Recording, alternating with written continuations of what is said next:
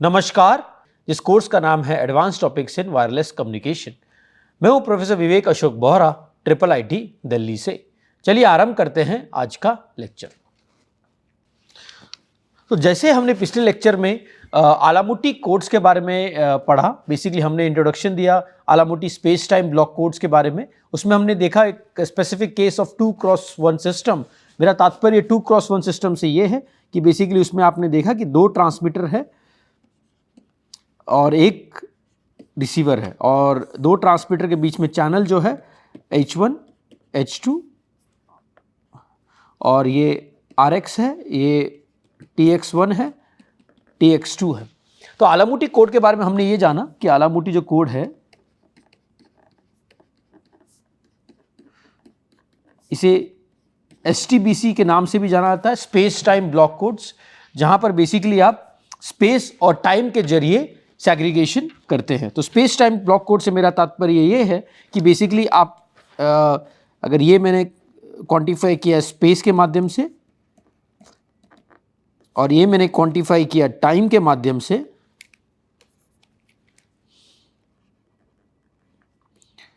मैं बताना चाहूंगा कि स्पेस से मेरा तात्पर्य एंटीना को लेकर है। बेसिकली स्पेस मतलब स्पेशल डायमेंशन यानी एंटीना डायमेंशन। तो अगर मैं इसको एंटीना 1 कहता हूं, स्पेस को अगर इसको मैं A1 एंटीना 1, इसे A2, सिमिलरली टाइम के डोमेन को मैंने T1 और T2, ठीक है। और मुझे जो सिंबल्स भेजने हैं, इस अगर मैं 2x1 की बात करूं, 2x1 जैसे मेरा बताया मैंने आपको, 2x1 का मतलब 2 TX है और एक RX है। तो ये 2x1 सिस्टम है। ये आलामुटी कोड के बारे में हमने पिछले लेक्चर में पढ़ा और हमने ये दिखाया कि अगर मैं इस तरह से कुछ भेजता हूं इंफॉर्मेशन से T1 और एंटीना 1 से मैं S1 भेजूंगा और पहले टाइम स्लॉट में एंटीना 2 से मैं S2 भेजूंगा। अगर मैंने इस तरह से भेजा पहले टाइम स्लॉट में और दोनों एंटीना से, और मैं दूसरे टाइम स्लॉट में S2 कॉन्जुगेट भेजूंगा पहले एंटीना से और -S1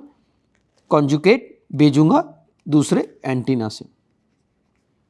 ये कॉन्जुगेट का सिंबल है S1 -S1 कॉन्जुगेट। अगर मैंने इस तरह से ट्रांसमिशन किया तो मैं ये जो पैरेलल चैनल्स इसे डिकपल कर सकता हूं और इसका मैं दिखा सकता हूं कि जो एंड में आपको मिलेगा वो H1 square plus H2 square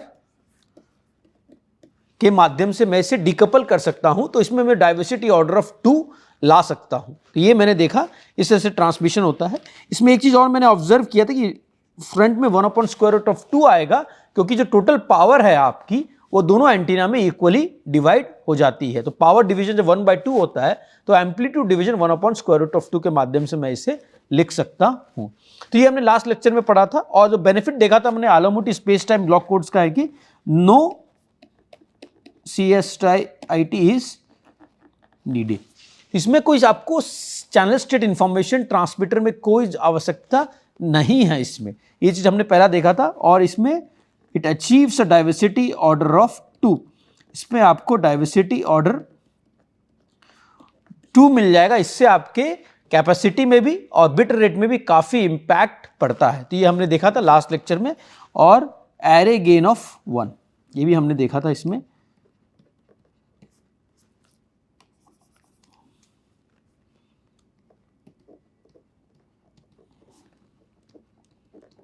of 1 तो ये देखा था हमने। इसमें कुछ सबसे मेन जो इसका प्लस पॉइंट है, USP है इसका, वो है कि इसमें कोई CSIT की जरूरत नहीं पड़ेगी। तो जो आपको एडिशनल ओवरहेड हो जाता है या आपको फीडबैक की लिंक की जरूरत पड़ती है रिसीवर से ट्रांसमीटर में, वो इस कोड में जरूरत नहीं पड़ेगी।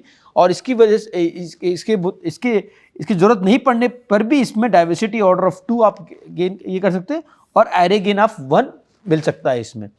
ये अगर मैं इससे कंपेयर करूं सिंपल MRC से, इसको अगर मैं MRC में कंपेयर करूं तो MRC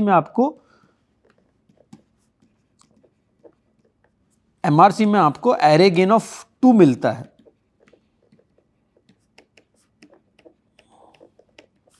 2 मिलता है जो इक्विवेलेंट टू 3 dB होता है। तो ये बेस्ट एक सॉर्ट ऑफ डिसएडवांटेज है if I compare with MRC।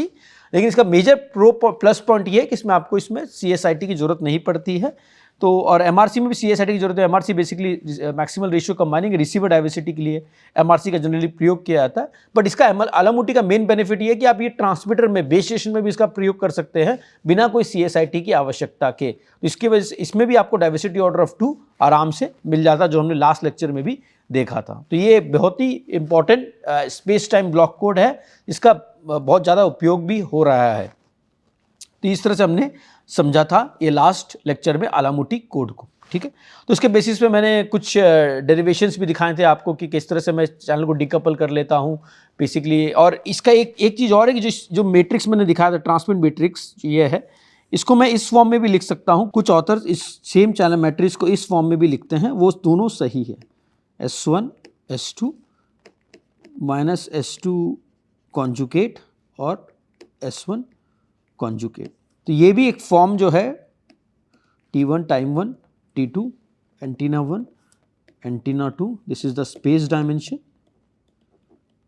और ये है टाइम डायमेंशन।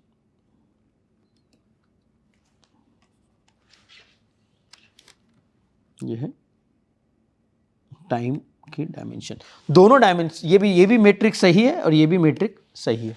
तो आप अल्टरनेटिवली दोनों का प्रयोग कर सकते हैं। दोनों में आप दिखा सकते हो कि आपको डाइवर्सिटी ऑर्डर ऑफ 2 मिलेगा, एरे गेन ऑफ 1 मिलेगा, और ये चैनल डिकपल आप कर सकते हैं इस कोड की मदद से। तो ये हमने लास्ट टाइम भी देखा था, ये सॉर्ट ऑफ रिविजन है आलामुटी कोड का। तो हमने देखा था, ये चीज़ हमने देखा था कि यू कैन डिकपल, जैसे मैंने बताया H1 स्क्वायर H2 स्क्वायर के, और आइडेंटिटी जो मैट्रिक्स है वो 1 0 0 1 है, इसके फॉर्म में भी लिख सकते हो। इसको आप डिकपल कर सकते हो, इसकी वजह से आपको डाइवर्सिटी ऑर्डर ऑफ 2 मिल जाता है। और SNR जो देखा था हम लोग लास्ट टाइम में, तो ये H1 square plus H2 square, अगर आपका H1 0 जा रहा है तो फिर भी आप H2 की मदद से डिकोड कर सकते हो। अगर H2 0 जा रहा है, अगर H2 की वैल्यू बहुत कम हो रही है डी फेट की वजह से, तो H1 आपकी वजह से आप डिकोड कर सकते हो, क्योंकि इसमें 2 इंडिपेंडेंट पाथ है, इसलिए इसको डाइवर्सिटी ऑर्डर ऑफ 2 है, इसलिए इसमें डाइवर्सिटी ऑर्डर ऑफ 2 है। ये हमने लास्ट टाइम भी पढ़ा था। और जैसे हमने देखा था, Alamouti scheme achieves a diversity order of 2 maximum possible with 2 antenna systems even though CSIT is not available. ये हमने लास्ट टाइम भी इसको देखा था। तो ये हमने देखा था कि अगर तो इसमें इवन आपका CSIT अवेलेबल नहीं, फिर भी आप डाइवर्सिटी ऑर्डर ऑफ 2 निकाल सकते हैं। इसमें एरे गेन ऑफ 1 है, क्योंकि आप पावर इक्वली डिवाइड कर रहे हैं दोनों एंटीना के बीच में, और 2 ट्रांसमिट सिंबल भेज रहे हो S1 और S2, तो ऑब्वियस सी बात है इसमें आपका पावर इक्वली डिवाइड होगा, इसकी वजह से इसमें एरे गेन ऑफ 1 मिलता है। Unlike MRC, if I compare with MRC, जो मैक्सिमल रेशियो कंबाइनिंग से अगर मैं कंपेयर करूँ, मैक्सिमल रेशियो कंबाइनिंग में आपको डाइवर्सिटी ऑर्डर ऑफ 2 और एरे गेन ऑफ 2 मिलता है। तो Alamouti codes belong to special class of code terms as orthogonal space time block codes. इसको OSTBC भी कहते हैं। ऑर्थोगोनल इसलिए कहते हैं, हम आगे जाके देखेंगे, क्योंकि ये जो चैनल्स यूज़ कर रहे हैं हम लोग H1 और H2, बेसिकली आप इसका देखो कि हर एक कॉलम को आप एक सॉर्ट ऑफ ऑर्थोगोनल कॉलम के माध्यम से आप रिप्रेजेंट कर सकते हैं, इसलिए इसको orthogonal space time block codes भी कहा जाता है। और इसमें हम 2 सिम्बल्स एट 2 टाइम इंस्टेंट्स भेज रहे हैं, तो इसका रेट लॉस कुछ नहीं है। तो ये नहीं, बेसिकली इसे फुल रेट कोड है। ये सिर्फ आपको 2x1 सिस्टम में मिल सकता है, जो फुल रेट कोड है। ये इसमें फुल रेट, इसमें कोई रेट लॉस नहीं होता है। जैसे हम लोग एंटीना हॉपिंग की अगर बात करें या रिपीटेशन कोडिंग की बात करें, जहाँ पर कुछ रेट लॉस होती है, इस कोड में कोई रेट लॉस भी नहीं होता है। तो ये एक इंपॉर्टेंट बेनिफिट है आलामुटी कोड का। If I compare with antenna hopping, अगर मैं एंटीना हॉपिंग से कंपेयर करूँ या तो फिर रिपीटेशन कोडिंग से कंपेयर करूँ, जहाँ टिपिकली रेट लॉस होता है, आप दो टाइम इंस्टेंट में एक सिंबल भेजते हो एंटीना हॉपिंग में, इसमें हमने 2 टाइम इंस्टेंट में 2 सिंबल भेजे हैं, इसलिए इसमें कोई रेट लॉस नहीं होता। ये फुल रेट कोड है, ये फुल रेट कोड है। तो ये हमने देखा था। तो अब मैं आगे बढ़ता हूं। तो बेसिकली जैसे मैंने बताया कि बेसिकली H जो मैट्रिक्स है, आप उसको इस फॉर्म में हमने देखा था, H1 minus H2 conjugate H2 H1 conjugate, इस फॉर्म में हमने देखा था। ये हमने बेसिकली जो Y2 कॉन्जुगेट करने के बाद, अगर आपको याद होगा तो Y2 कॉन्जुगेट किया, तो उसके बाद हम H मैट्रिक्स को इस फॉर्म में लिख सकते हैं। ये बहुत ही इंपॉर्टेंट है। H1 H2 represent S1 S2 से मल्टीप्लाई होता है, और माइनस H2 कॉन्जुगेट इससे H2 से मल्टीप्लाई होता है, और H1 कॉन्जुगेट S1 से मल्टीप्लाई होता है। उसके बाद फिर हमने कॉन्जुगेट लिया था, उसकी वजह से हम H को इस फॉर्म में लिख सकते हैं।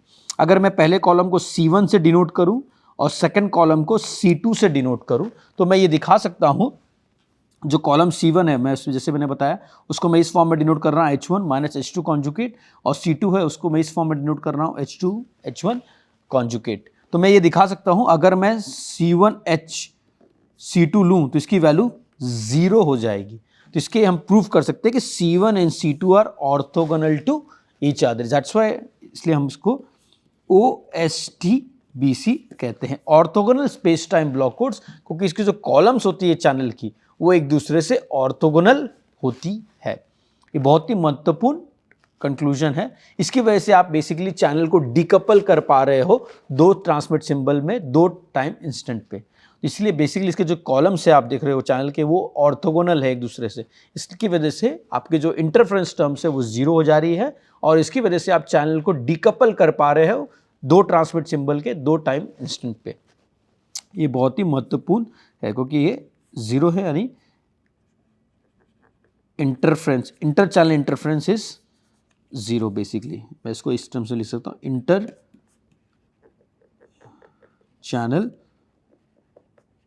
Interference is 0। Inter channel interference है वो 0 है।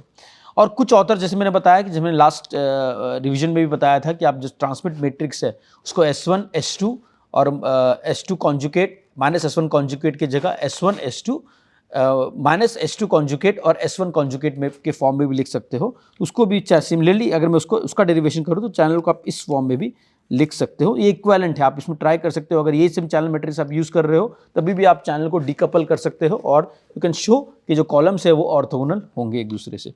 तो H1 H2 conjugate H2 minus, यहाँ पर मैंने बस नेगेटिव जो साइन है बॉटम रो की उसे बस चेंज कर दिया है, H2 कॉन्जुकेट और H1। ये इक्विवेलेंट है, जैसे मैंने बताया। ये कुछ ऑथर जिसका इस्तेमाल करते हैं, कुछ ऑथर जो मैंने बताया उसका इस्तेमाल करते हैं, दोनों इक्विवेलेंट है। और आगे जाके हम जब 2x2 आलामुटी कोड देखेंगे हम बेसिकली इस चैनल मैट्रिक्स का सॉर्ट ऑफ का इस्तेमाल करेंगे। तो ये कोई फ़र्क नहीं पड़ता, ये डिपेंडिंग अपॉन कौन सा कन्वेंशन आप फॉलो कर रहे हैं उसके अकॉर्डिंगली आप चैनल मैट्रिक्स या ट्रांसमिट सिंबल्स को आप चेंज कर सकते हैं। रिजल्ट्स में कोई चेंज नहीं आएगा, ठीक है। चलिए बहुत सिंपल एक एग्जाम्पल देखते हैं, एग्जाम्पल 2x1 सिस्टम। तो एक जो चैनल, इसमें चैनल की वैल्यूज दी हुई है 1 + j, दोनों चैनल कॉम्प्लेक्स है अगर आपको दिख रहा है, 1 + j 3 + 4j। H1 की जो वैल्यू है वो है 1 + j, और H2 की जो वैल्यू है वो 3 + 4j है। तो इसकी वजह से जो y की जो वैल्यू आएगी, रिसीव्ड सिग्नल y की जो वैल्यू आएगी वो इस फॉर्म में आएगी H1 H2, जैसे हमने बताया था ये H1 है, ये H2 है, और ये S1 S2। तो y1 और y2 हम दो वैल्यूज लेंगे। तो एक जो रिसीव सिग्नल है पहले टाइम इंस्टेंट में, फर्स्ट टाइम इंस्टेंट में, फर्स्ट टाइम इंस्टेंट में जो वैल्यू आएगी वो ये आएगी।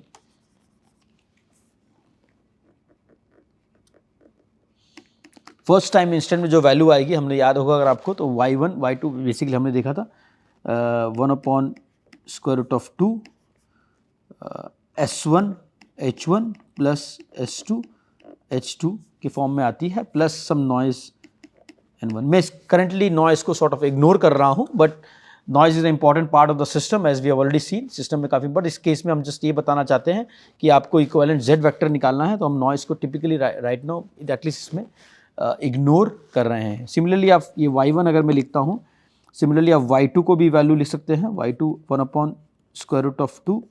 इसमें हम जैसे देखा था हम लोगों ने S1 S2 कॉन्जुकेट H1 और -S1 कॉन्जुकेट H2 के फॉर्म में हम लिख सकते हैं। तो ये y2 की वैल्यू वो आगे जाके देखेंगे हम, y1 और y2 को किस तरह से आप सेग्रीगेट कर सकते हो। इसमें हमें इक्विवेलेंट Z वेक्टर निकालना है। तो Z वेक्टर हमने देखा था कि FHF जो वेक्टर है उसे Z वेक्टर कहते हैं। तो हमने ये भी देखा था बेसिकली FHF × S + N जो वेक्टर होगा वो Z वेक्टर होगा, वो हमको इसमें इस न्यूमेरिकल में निकालना है। चलिए बढ़ते हैं आगे, किस तरह सॉल्व करेंगे। तो जैसे मैंने बताया y1 की वैल्यू आप इस तरह से निकाल 1/√2, ये H1 है, सॉरी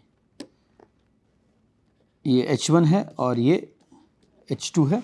तो जैसे मैंने यहाँ बताया था ये H1 और H2, ठीक है, और आपने S1 से मल्टीप्लाई कर दिया है, S1 S2 से मल्टीप्लाई कर दिया है, तो ये S1 यहाँ पर, S2 यहाँ पर, H1, और similarly y2 second time slot में ये T1 में है, ये सेकेंड टाइम स्लॉट y2 में जो वैल्यू आएगी 1/√2, जैसे हमने देखा 1/s2 conjugate h1, s2 conjugate ये h1 और माइनस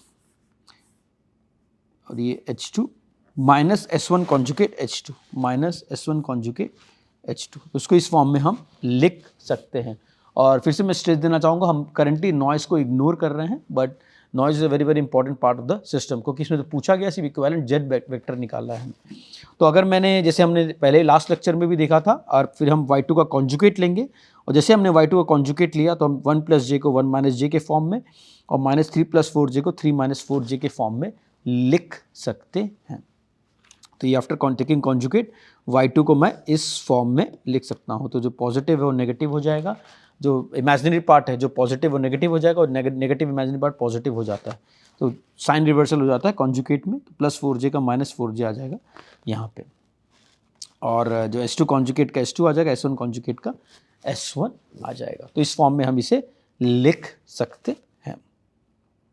ओके, तो इसके बाद हम दिखाएंगे, जैसे हमने y1 और y2 को इस फॉर्म में लिख दिया, 1 + j, ये जो पहला टर्म है ये y1 है, ये चैनल इसका चैनल के मैट्रिक्स के फॉर्म में लिखे, तो हम चैनल के मैट्रिक्स के फॉर्म में लिख दिए हैं इसको, h1 h2 minus h2 conjugate और h1, तो ये बेसिकली हमने इस फॉर्म में लिख दिया है इसे। तो हमने चैनल का फॉर्म जो पहले भी देखा था, इस फॉर्म में इसे लिख दिया।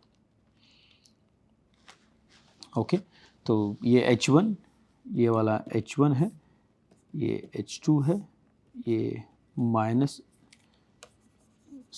ये -h2 कॉन्जुगेट है, और ये h1 कॉन्जुगेट है। ओके, तो ये जैसे मैंने बताया उस तरह से फॉर्म में हमने इसको लिख दिया है। ओके, तो हमें ये पता चल गया h1 h2 -h2 conjugate h1, फिर हमें f मैट्रिक्स समझ में आ गए, ये जो मैट्रिक्स है वो f है, फिर हमें निकालना है f जो ये हम जब ये यूज़ करेंगे तो बेसिकली हमने डीकपल कर दिया है चैनल को।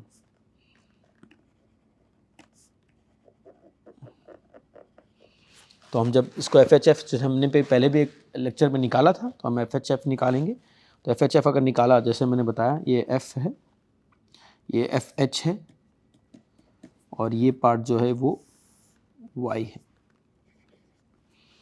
ओके, तो FH जो है बेसिकली इसका कॉन्जुगेट ट्रांसपोज है, तो 1 - j -3 - 4j -3 - 4j 3 - 4j और 1 + j, तो ये बेसिकली FH जो है F कॉन्जुगेट ट्रांसपोज है, FH जो है एक कॉन्जुगेट ट्रांसपोज है, और Y है।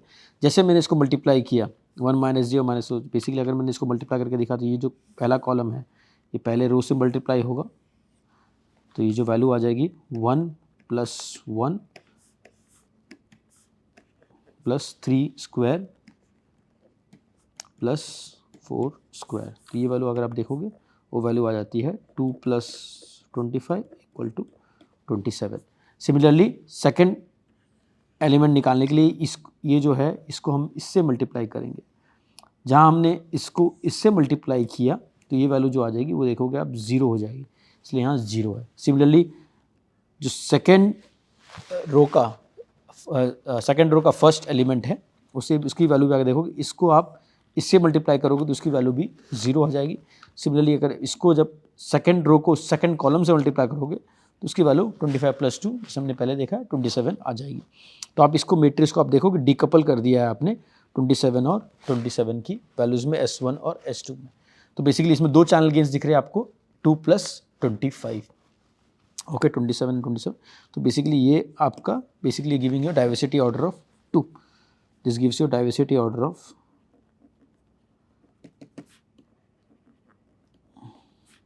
2। अगर सिंगल होता तो या H1 या H2 होता, या तो आपको 2 की वैल्यू मिलती थी या 25 की वैल्यू मिलती थी बेसिकली, लेकिन इसमें डीकपल करने की वजह से आपको बेसिकली आपको एक कम्बिनेशन ऑफ चैनल गेन्स मिल रहा है इसमें, और इसकी वजह से आपको परफॉर्मेंस में काफ़ी वृद्धि आ जाती है, क्योंकि आपको डाइवर्सिटी ऑर्डर ऑफ 2 मिल रहा है इस केस में।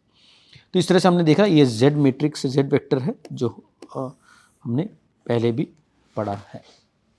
तो ये बहुत सिंपल न्यूमेरिकल है, इस तरह के बहुत सारे न्यूमेरिकल्स और भी आप सॉल्व करने का प्रयत्न करें ताकि आपको कुछ ज़्यादा अच्छे इंसाइट्स मिले आलामोटी कोड्स के रिस्पेक्ट में। ओके, चलिए अब हम दूसरी तरफ आगे बढ़ते हैं। अब हम पढ़ते हैं आलामोटी STBC 2x2। 2x2 से मेरा तात्पर्य ये है कि आप 2 ट्रांसमीटर है और 2 रिसीवर है इस केस में। जैसे हमने 2x1 के बारे में पढ़ा था, 2 ट्रांसमीटर और सिंगल रिसीवर है, यहाँ पर 2 ट्रांसमीटर और 2 रिसीवर है। ये 2x2 सिस्टम है, ये बहुत ही महत्वपूर्ण है। अगर आप इसको इस तरह समझ सकते हैं, ये एक्सटेंशन है प्रीवियस सिस्टम के मुकाबले।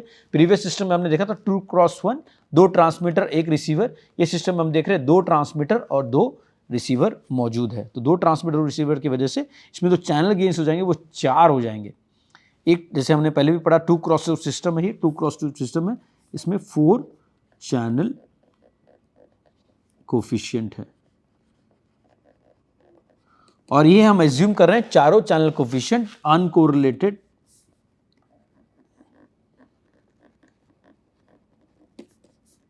इंडिपेंडेंट है, अनकोरिलेटेड या इंडिपेंडेंट है, ताकि दोनों बीच में, अगर दोनों को मैंने एक्सपेक्टेड वैल्यू लिया है, expected value H1 into H2, ये वैल्यू 0 हो जाएगी। तो अनकोरिलेटेड या इंडिपेंडेंट है। तो हम जैसे पहले का नॉर्म फॉलो कर रहे थे कि हम जो पहला सबस्क्रिप्ट है वो डिनोट करता है रिसीवर को, ये रिसीवर के इंडेक्स को डिनोट करता है, जैसे एंटीना इंडेक्स को डिनोट करता है, और जो सेकंड सबस्क्रिप्ट है वो ट्रांसमीटर इंडेक्स को डिनोट करता है। तो जैसे मैंने एग्जांपल लिया था पिछली बार भी एक बार, H21 बोलता हूं तो ये सेकंड रिसीवर है, और ये फर्स्ट ट्रांसमीटर है। तो जो चैनल है ये रिप्रेजेंट कर रहा है channel from the first transmitter to the second receiver. ये चैनल जो है ये पहले ट्रांसमीटर से दूसरे रिसीवर पे है। तो ये देखोगे आप H21 ये सेकंड रिसीवर पे जा रहा है चैनल जो है, और ये फर्स्ट ट्रांसमीटर से ट्रांसमिट हो रहा है। ठीक है, तो अगर मैंने इसको डिनोट किया TX1, TX2, RX1 और RX2, तो इस तरह का हम नॉमेनक्लेचर फॉलो कर रहे हैं। सिमिलरली अगर आप H12 देखोगे, इससे मेरा तात्पर्य है कि सेकंड ट्रांसमीटर पे पहले रिसीवर से बेसिकली सिग्नल हो रही है, सेकंड ट्रांसमीटर से जा रहा है पहले रिसीवर पे, तो ये बेसिकली H12 ये डिनोट करता है। तो 2 है वो ट्रांसमीटर इंडेक्स है और जो 1 है वो रिसीवर इंडेक्स है। तो ये चैनल गेन से आपको समझ में आ रहा होगा कि H12 मतलब जो ट्रांसमिशन हो रहा है वो सेकंड ट्रांसमीटर से फर्स्ट रिसीवर पे, तो ये चैनल गेन वो डिनोट करता है। और इसमें 2 ट्रांसमीटर 2 रिसीवर है, इसलिए टोटल 4 चैनल कोफिशिएंट्स हैं। तो ये बेसिकली ये चीज़ डिनोट होती है इस केस में। तो अगर मैंने इसको इस फॉर्म में लिखा है तो इसमें हम बेसिकली कर सकते हैं, इसमें भी 2 फेज ट्रांसमिशन है। इसमें बेसिकली फेज 1 यानी टाइम स्लॉट 1 और फेज 2 यानी टाइम स्लॉट 2। ये सेम चीज़ जो हमने पहले पढ़ा था वही है, बस इसमें एक एडिशनल रिसीवर की वजह से ये जो Y2 है ये टर्म एडिशनल आ गया है। अब Y2 जो ये फेज Y22 जो फेज है, Y21 जो फेज है, इसमें एक एडिशनल टर्म आ गई क्योंकि इसमें 2 रिसीवर्स है। आपको ध्यान रखना पड़ेगा, जो 2x1 सिस्टम में सिंगल रिसीवर था तो एक टाइम स्लॉट में एक Y1 मिल रहा था, सेकंड टाइम स्लॉट में Y2 मिल रहा है। यहाँ पर 2 रिसीवर है तो हर एक टाइम स्लॉट या फेज में आपको 2 रिसीव्ड सिग्नल मिलेंगी।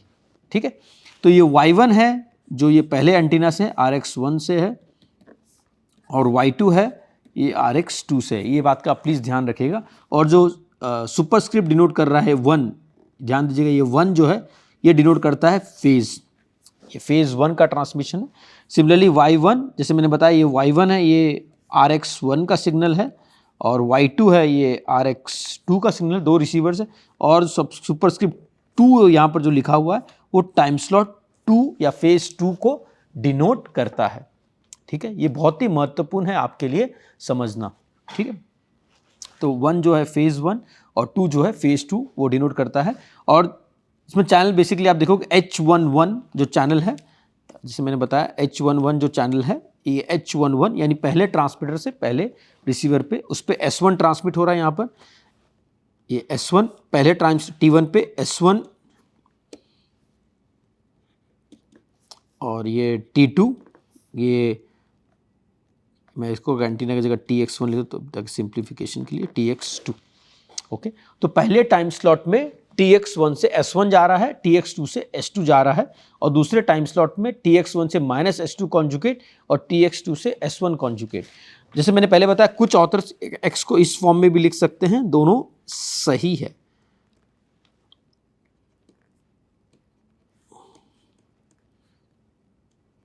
दोनों सही है, लेकिन चलिए पहले वाला नॉमेनक्लेचर ही फॉलो करेंगे इस केस में, जैसे थोड़ा चेंज करने के लिए। तो माइनस S2 कॉन्जुगेट और S1 कॉन्जुगेट। तो S1 जो है एंटीना 1 से जा रहा है, S2 जो है एंटीना 2 से जा रहा है पहले टाइम स्लॉट में, और सेकेंड टाइम स्लॉट में माइनस S2 कॉन्जुगेट पहले एंटीना से जा रहा है और S2 conjugate second, S1 conjugate second antenna से जा रहा है। तो मैंने फेज़ 1 का इस तरह से लिखा है, फेज़ 1 में H11 S1, H12 S2, H12 जो Tx2 से Y1 पे है, जैसे मैंने बताया ये Y1 जो है ये पहला रिसीव सिग्नल है, और N1 जो इसमें नॉइज़ है। सिमिलरली Y2 जो है वो रिसीव सिग्नल रिसीवर 2 पे है, उसमें H21 जा रहा है Tx1 से, जो S1 जो ट्रांसमिशन हुआ है इस पे, तो H21 S1 plus H22 S2 same transmitter से सेकंड ट्रांसमीटर सेकंड रिसीवर पे प्लस N2। तो ये आपकी पहले टाइम स्लॉट की इंफॉर्मेशन है। पहले टाइम स्लॉट मैं फिर से संक्षेप में समझाना चाहूँगा। पहले टाइम स्लॉट में आपका ट्रांसमीटर 1 से S1 जा रहा है, ट्रांसमीटर 2 से S2 जा रहा है, और RX1 पे जो मिल रहा है Y1 वो basically H11 into S1 plus H12 into S2 plus N1। Similarly आपको जो सेकेंड रिसीवर पे मिल रहा है वो H21 S1 plus H22 S2 plus N2। इस फॉर्म में आप इसे लिख सकते हैं।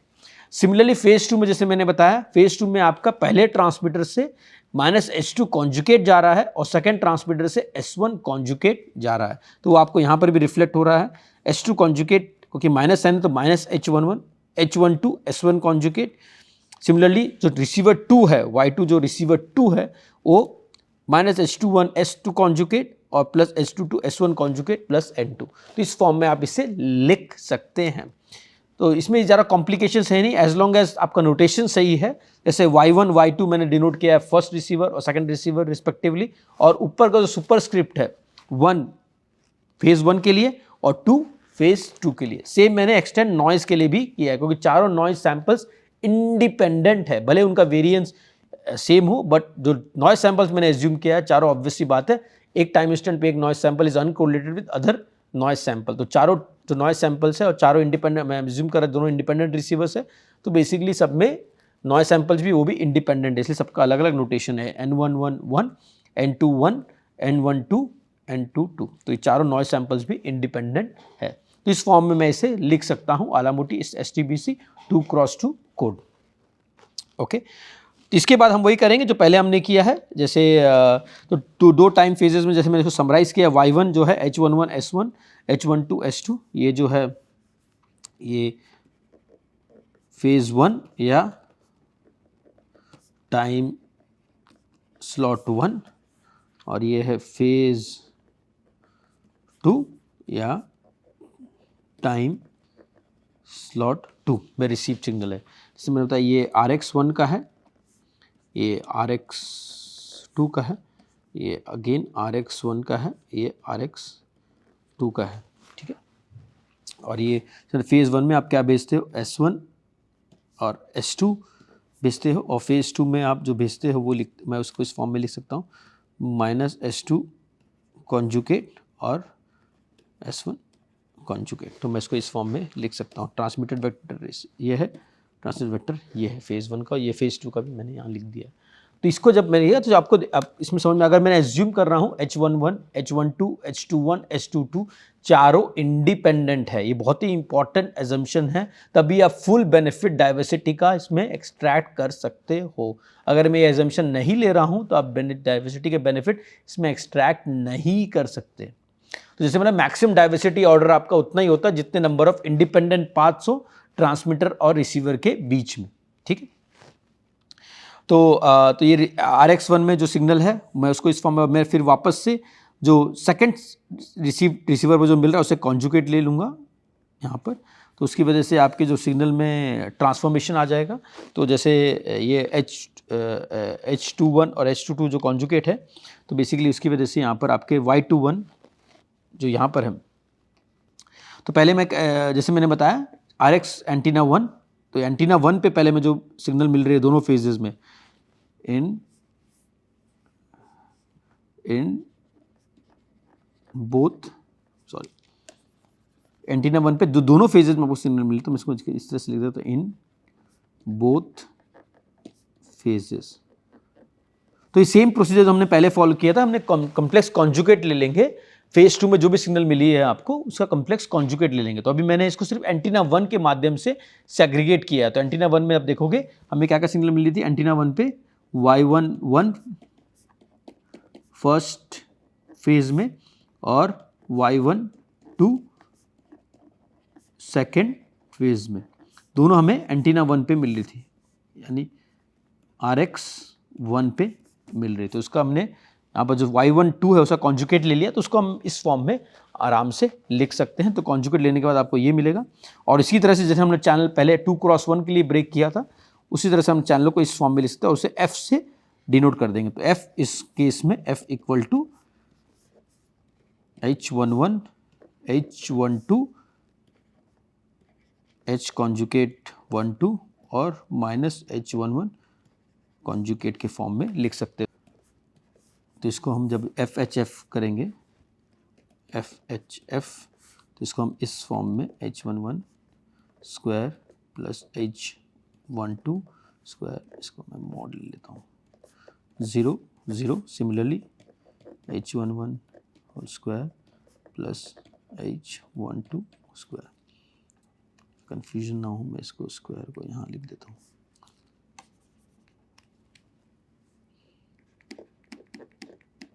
इस फॉर्म में मैं लिख सकता हूँ। ओके, तो यह मैं इसको प्रूफ भी कर सकते हैं, हमने पहले भी प्रूफ किया है 2x1 कोड के लिए। सिमिलरली हम इसको, सिमिलरली जो G है यहाँ पर, जो G मैट्रिक्स है उसको भी इस फॉर्म में लिख सकते हैं। और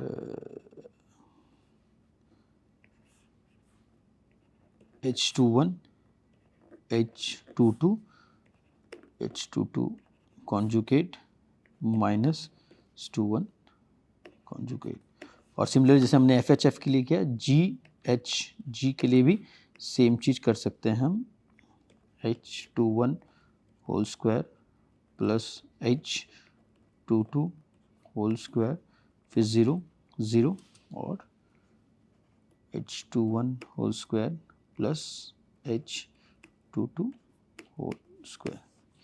तो जैसे हमने पहले दिखाया था इसमें, लेकिन आप एक चीज़ ऑब्जर्व करना है, बहुत ही महत्वपूर्ण डिफरेंस है 2x1 और 2x2, इसमें दो हैं, आप देखोगे FHF भी है और GHG भी है। तो बेसिकली इसमें दो तरह की डिकपलिंग हो रही है, यानी आपके 4 सॉर्ट ऑफ चैनल मैट्रिक्स की डिकपलिंग हो गई है इसमें।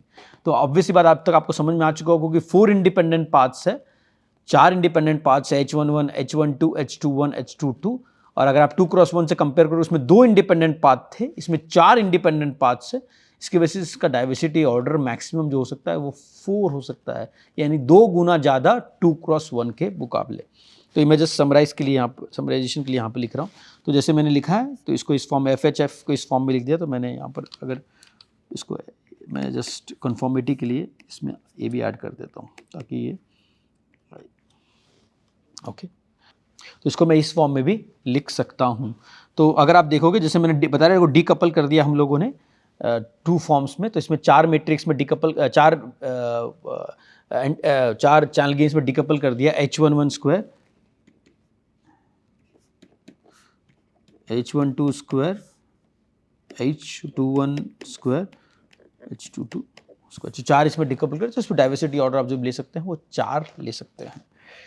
ओके, तो इसी से if you define a new vector, Z1 और Z2 को अगर नया वेक्टर डिफाइन किया, जैसे हम लोग Z डिफाइन किया था 2x1 कोड के समय, इसको अगर 2 नए वेक्टर में डिफाइन करूँ Z1 और Z2, और इस तरह से मैंने इसका डिकोडिंग करूँ, तो बेसिकली मैं इसको बेसिकली 4 इसमें डिवाइड कर सकता हूँ। इसमें मेजर बेनिफिट जो है आलामुटी कोड में, बेसिकली हम इसको 4 इसमें डिवाइड कर सकते हैं, तो आपको जो मैक्सिमम डाइवर्सिटी ऑर्डर मिल सकता है इसमें वो 4 मिल सकता है, क्योंकि आप देखोगे H11 square, H12 square, H21 square और H22 तो सेम डिकोडिंग प्रोसीजर जो हमने पहले फॉलो किया था 2x1 के लिए, जहाँ पर एक सिंगल रिसीवर था, हमने इसको 2 रिसीवर में एक्सटेंड कर दिया है। इसकी वजह से आपको जो डाइवर्सिटी ऑर्डर मिल सकता है इस केस में वो 4 मिल सकता है। तो अगर मैं इसे कंपेयर करूँ, नॉर्मली कंपेयर मैं आगे जाके करूँगा, तो अगर कंपेयर करूँ 2x1 कोड से मुकाबले, तो इसमें 2 गुना ज़्यादा डाइवर्सिटी ऑर्डर आपको मिल रहा है।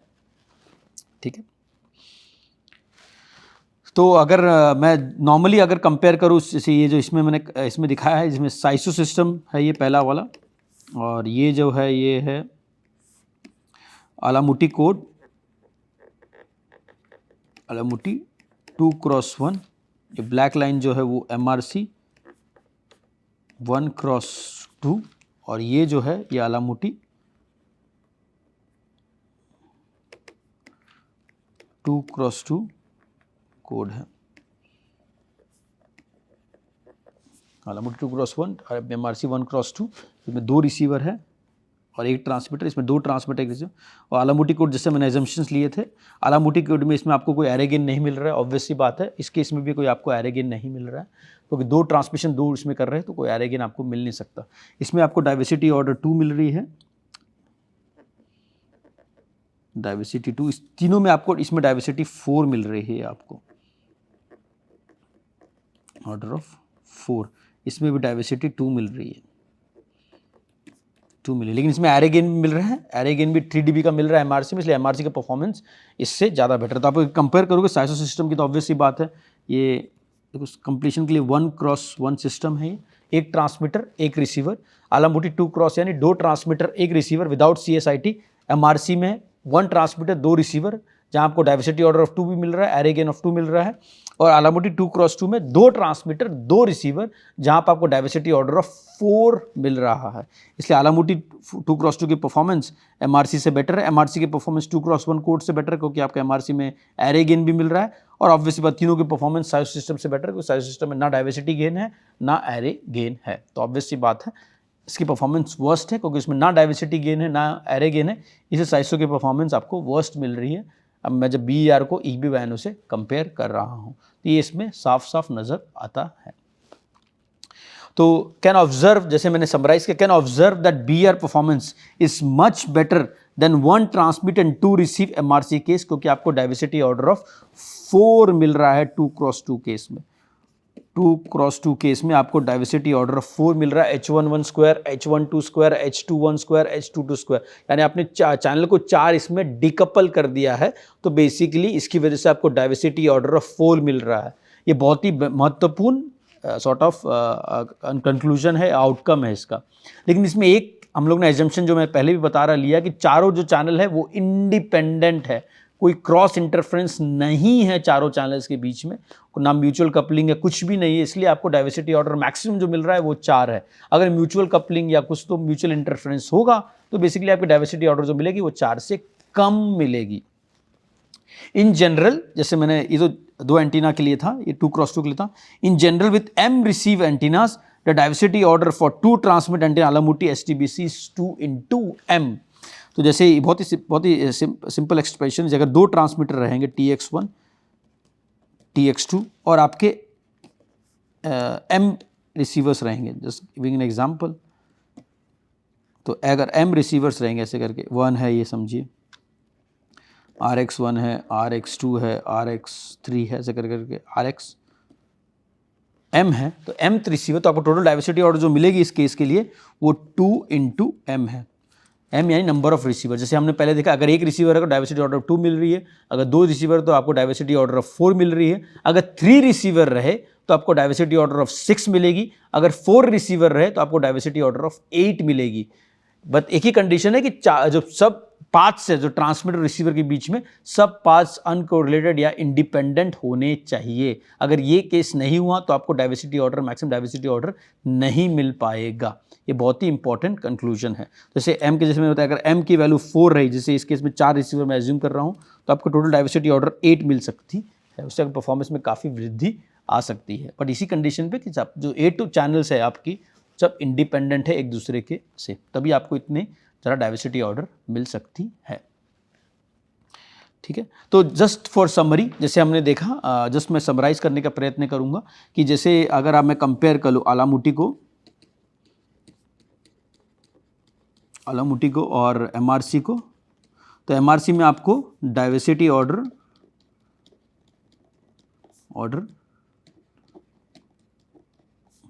2 मिल रहा है। मैं जस्ट 1x2 के लिए पहले कंपेयर कर रहा हूँ एमआरसी के। 1x2 से मेरा तात्पर्य, जैसे मैंने बताया, एक ट्रांसमीटर 2 रिसीवर है, ये एक साइमो सिस्टम है 1x2। आलामुटी अगर मैं कंपेयर करूँ, पहले मैंने 2x1 से कंपेयर करूँ तो बेसिकली 2x1 में आपको इसमें भी डाइवर्सिटी ऑर्डर, मैं डी कर दे रहा हूँ, डाइवर्सिटी ऑर्डर 2 मिलता है। एजी एरे गेन अगर मेरे को उसमें 1 मिलता है। रेट फुल रेट कोड है ये, क्योंकि 2 टाइम इंस्टेंट पे आप 2 सिंबल भेज रहे हो, तो रेट 1 यानी फुल रेट 1 कोड है। अगर कंपेयर करो एंटीना वगैरह से, रेट काफ़ी अच्छी है इसमें। और एमआरसी में डाइवर्सिटी ऑर्डर 2 मिल रहा है। एरे गेन भी इसमें आपको 2 मिल रहा है यानी 3 dB, और इसमें भी कोई रेट लॉस नहीं हो रहा है क्योंकि आपका फुल रेट कोड है, ठीक है। अगर मैं आलामुटी, मैं इसको दूसरे कलर से डिनोट करूंगा, अगर मैं आलामुटी 2x2 से कंपेयर करूं, उसमें डाइवर्सिटी ऑर्डर आपको 4 मिल रहा है और एरे गेन इसमें भी 1 है और रेट ये भी फुल रेट कोड है, क्योंकि 2 टाइम इंस्टेंट पे आप 2 सिंबल भेज रहे हो, ये भी एक फुल रेट कोड है। तो आप इस तरह से आप आलामुटी एसटीबीसी, इसको मैं एसटीबीसी कर देता हूँ, स्पेस टाइम ब्लॉक कोड को एमआरसी से कंपेयर कर सकते हो। तो एक ब्रॉड डेफिनेशन है। अगर मैं कंपेयर करने की कोशिश करूँ तो ये आपकी साइसो सिस्टम है, जैसे मैंने पहले भी बताया है। ये आपका आलामुटी मैं सिर्फ एसटीबीसी 2x1 होगा, ये आपका रहेगा एमआरसी 2, इसको मैं फिर से 1x2 कर देता हूँ, और ये जो परफॉर्मेंस है आपकी एसटीबीसी आलामुटी, जिसे मैंने कहा था एसटीबीसी 2x2 है। तो ये इस तरह का परफॉर्मेंस कंपैरिजन कर सकते हो। और एक्स एक्सिस को मैं जस्ट EB/NO कर देता हूँ और ये प्रोबेबिलिटी ऑफ एरर। तो इस तरह से आप चारों मतलब कंपेयर कर सकते हो। तो इसके मुताबिक आपने देखा कि बेसिकली आपका ट्रेड ऑफ क्या हो सकता है आलामुटी का मेजर बेनिफिट इसमें, जैसे मैंने बताया, मैं एक्सप्रेस देने का नो CSIT, इसमें कोई चैनल स्टेट इन्फॉर्मेशन की ज़रूरत नहीं पड़ती है, इसलिए आलामुटी काफ़ी फेमस कोड है। तो जैसे हमने इस लेक्चर में देखा, हमने देखा आलामुटी कोड्स के बारे में, स्पेस टाइम ब्लॉक कोड्स के बारे में, हमने 2x1 सिस्टम पढ़ा, 2x2 सिस्टम पढ़ा और उसका परफॉर्मेंस देखा डाइवर्सिटी ऑर्डर के माध्यम से, और देखा कि एमआरसी के मुताबिक कैसे उसका परफॉर्मेंस गेन्स वेरी होता है। तो इसी के साथ आज का लेक्चर समाप्त होता है। धन्यवाद, थैंक यू।